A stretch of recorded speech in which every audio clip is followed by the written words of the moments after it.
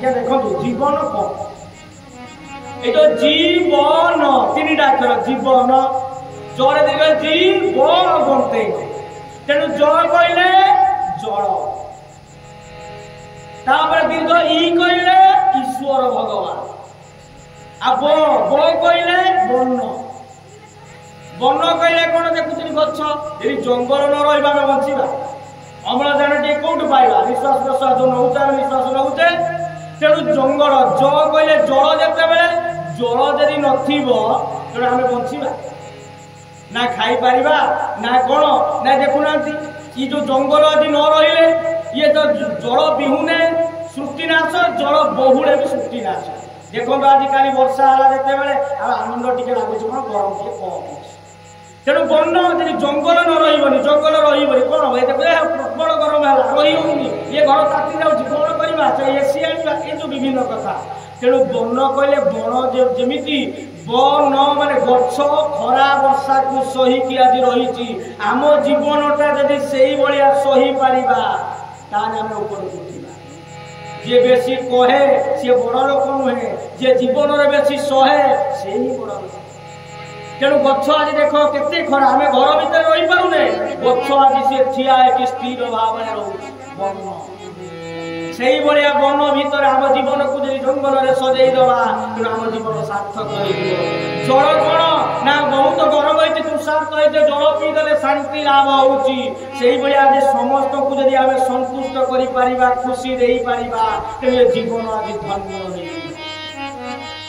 दंते जीवन दंते न कहले नम्रता माने धीर भाव रहा नम्रता रहा आज मुझे पाठ पढ़ी मुझे जानी से बाबू आसी हारमोनी गीत कले मु बढ़िया जानी सी बड़ जाना सी आज को मुझे भल बजे मो भाया बाजी आई मु भल गाँच मु गाइया मोटा गा बड़ गाई ये जो अहंकार भगवान सबू सहे अहंकार सहे नम्रता भाव नम्रता जमी गछ वृक्ष तार सबू कथा नम्रता भाव में सही जाए खरा वर्षा पवन सबू किछि सहीकि आमको फल दौची पत्र दौची आम सबकि चलु तेणु जीवनटा जदि से भाया गति कर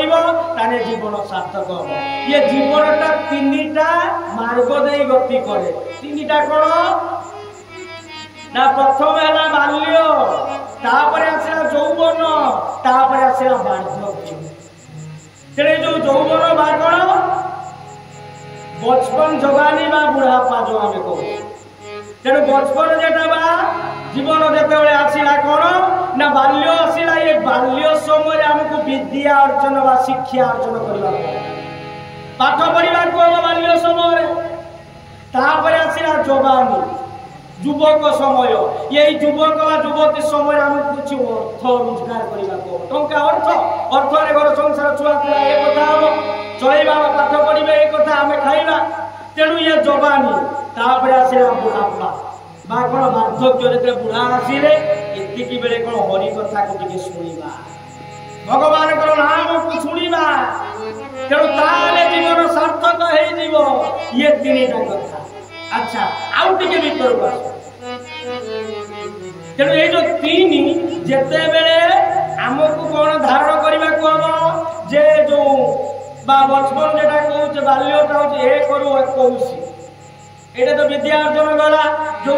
21 ରୁ 51 यही जो एतिक वर्ष आमको बध भाया बध जीवन जे लाभ कर बध कौन ना अक्लांत परिश्रम न खाई पी मो पुओ मो झी मो स्वामी मो घर या कथा रहा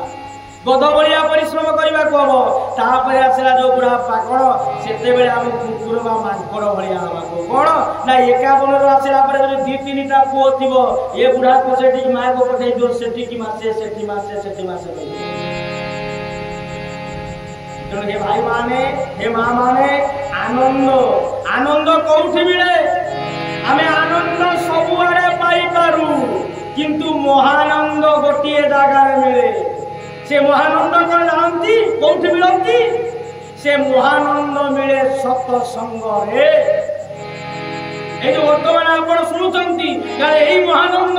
এইটি প্রভু আজ ভগবান বিরাজমান করিছন্তি সাধু সন্ত ভক্ত ସମସ୍ତଙ୍କର ଯୋଉ ମିଳନରେ ଏଠି 2 ଦିନ ଧରି ଆପଣଙ୍କର ଯୋଉ କୀର୍ତ୍ତନ ନାମ ହଉଥିଲା ଏ ଯୋଉ ଆନନ୍ଦ ଇଏ ମହାନନ୍ଦ ଏଇଠି ପାଇବେ ଆଉ କୋଉଠି ମିଳେ ଆମେ ବଜାର ଯିବା ଅନ୍ୟରେ ବୁଲିବା ମହାନନ୍ଦ ଏଇଠି ସତସଙ୍ଗରେ ଏହି ମହାନନ୍ଦ ତେଣୁ ଏ ଯୋଉ ଜୀବନ ଭିତରେ ଏଇଠି ଗୋଟେ ପ୍ରଶ୍ନ ଆସିଲା ଯୋଉ ପ୍ରଶ୍ନ କଲେ ଆଜ୍ଞା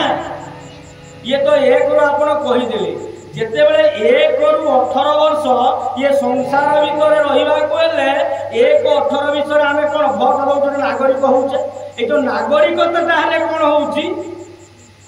ନା ଆମେ ଭୋଟ ଦଉଛୁ ଆଜ୍ଞା ଯଦି ଆମେ 18 ବର୍ଷ ଭିତରେ ଭୋଟ ଦେଲେ ଆଚ୍ଛା ଯେତେବେଳେ ଆମେ ବିଭାଘର ହଉଛି କାହିଁକି 18 ବର୍ଷରେ ବିଭାଘର ହଉନି କାହିଁକି 21 ବର୍ଷ କରାହେଇଛି ଜଣେ ସନ୍ଥ ଏଠି ଉତ୍ତର ଦେଲେ ଯେ ଯେତେବେଳେ ଗଭର୍ଣ୍ଣମେଣ୍ଟ ବା ଯେତେବେଳେ ନିୟମ କରାଗଲା 18 ବର୍ଷର ସେ ଗୋଟେ ରାଜ୍ୟକୁ ଚଳେଇ ପାରିବ କିନ୍ତୁ ଯେତେବେଳେ 18 ବର୍ଷରେ ସେ ବିବାହ କାହିଁକି 21 ବର୍ଷ ନା ଗୋଟିଏ ବିବାହିତା ଝିଅକୁ ବା ବୋହୂକୁ ଯେ 18 ବର୍ଷରେ ସେ ତାକୁ ସମ୍ଭାଳି ପାରିବ ତେଣୁ ତା ପାଇଁ 21 ବର୍ଷ କରାଯାଇଛି 21 ବର୍ଷ ପରେ ତାପରେ ସେ ଆସିବ କଣ ନା ବିବାହର ହେଲେ ସେ ସଂସାରକୁ ଚଳେଇ ନେଇ ପାରେ ତେଣୁ ଜୀବନର ରହସ୍ୟ ହଉଛି ଏଇଆ ଆମେ ଯବାନୀ ହବା ଯେ ବାଲ୍ୟ ହବା ତାପରେ ଯୁବକ ତାପରେ ବୁଢାପା ହବା ମରିବା ତେଣୁ କଣ ନେଇକି ଆସିଛେ ଯିବା କଣ ଏଇ ଯୋଉ ଭଗବାନଙ୍କର ନାମ କୀର୍ତ୍ତନ କଲେ ବହୁ ଲୋକ ଆସିଲେ କୀର୍ତ୍ତନ ହେଲା ନାମ ଶୁଣିଲେ ଆପଣ ମାନେ ଶୁଣୁଛନ୍ତି ଇଏ ଆମକୁ ସାଙ୍ଗରେ ନେଇକି ଯିବ ଆପଣ ମାନଙ୍କର ଯୋଉ ଏଇ ଯୋଉ ଭକ୍ତି ଭଗବାନ ଏଠି କହୁଛନ୍ତି ଭାଗବତରେ रे भक्तिर प्रीति नाई